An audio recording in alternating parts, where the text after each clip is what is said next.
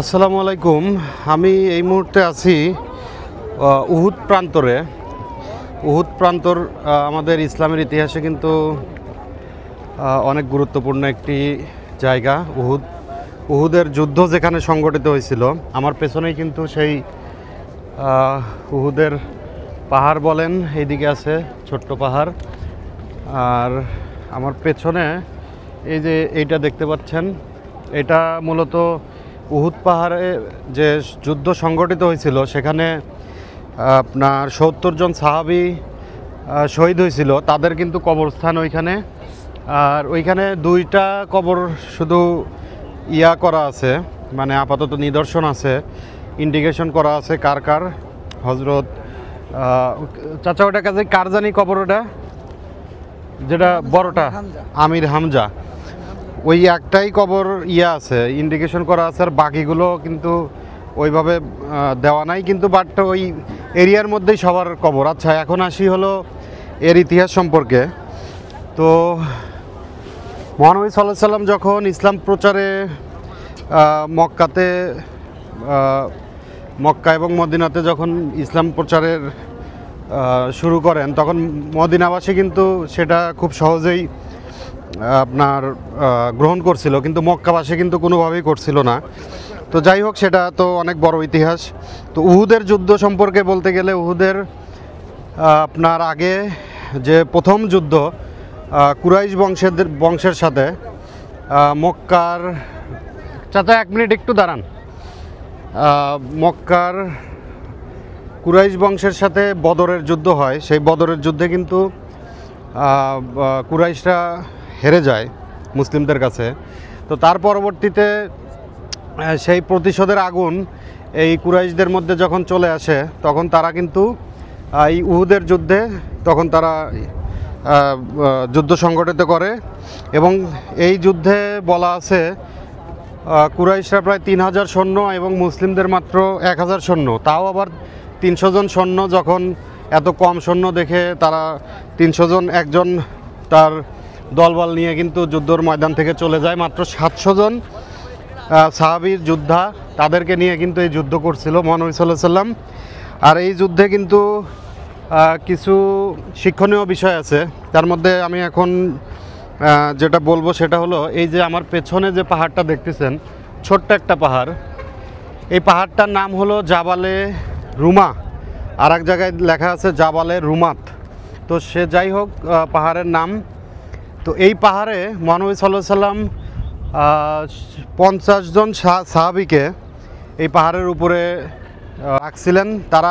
তাদেরকে তীরন্দাজ বলা হতো। আমার ধারণা তীরন্দাজটা মূলত যারা তীর নিক্ষেপ করে এই টাইপের হবে।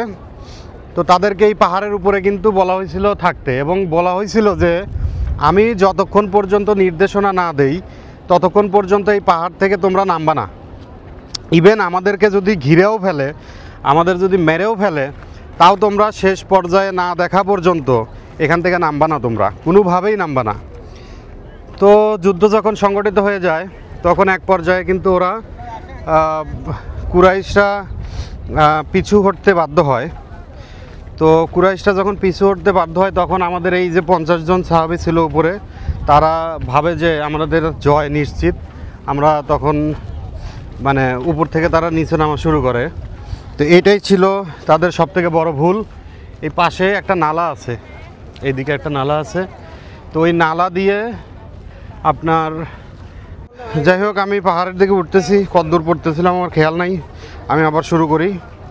সেটা হলো যে ৫০ জন সাহাবীকে যখন এখানে বলা হলো তোমরা কোনোভাবে নিচে নামো না, কিন্তু তারা যখন দেখলো যে বিজয় সুনিশ্চিত, আমরা প্রায় বিজয়ের দ্বার প্রান্তে, তখনই কিন্তু তারা এই ভুলটা করে ফেলে। তারা পাহাড় থেকে নেমে আসে, এবং সেই মুহূর্তে আমাদের ইসলামী ইতিহাসে কিন্তু আরেকজন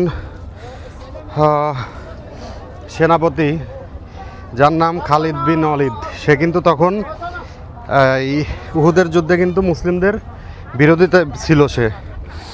সে তার পরবর্তীতে আরেকটা যুদ্ধ হয়েছিল, খন্দকের যুদ্ধ। সে খন্দকের যুদ্ধেও কিন্তু সে ছিল, মুসলিমদের বিরোধিতায় ছিল। আমি সেই জাবালে রুমাত পাহাড়ে ওঠার চেষ্টা করতেছি। অনেকটুকু উঠে পড়ছি। তো সে যাই হোক, পরবর্তীতে কিন্তু কি বলে, এই পাহাড় থেকে নামার পরে কিন্তু প্রায় 70 জন সাহাবী খালিদ বিন ওয়ালিদের নেতৃত্বে এইখানে শাহাদত বরণ করেন।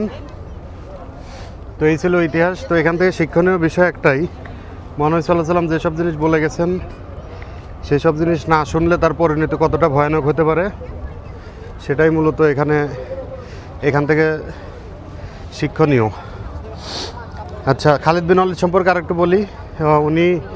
উনি ছিলেন, ওনাকে মেবি সাইফুল্লাহ মানে আল্লাহর তরবারি, এই টাইপের একটা উপাধি দেওয়া হয়েছিল।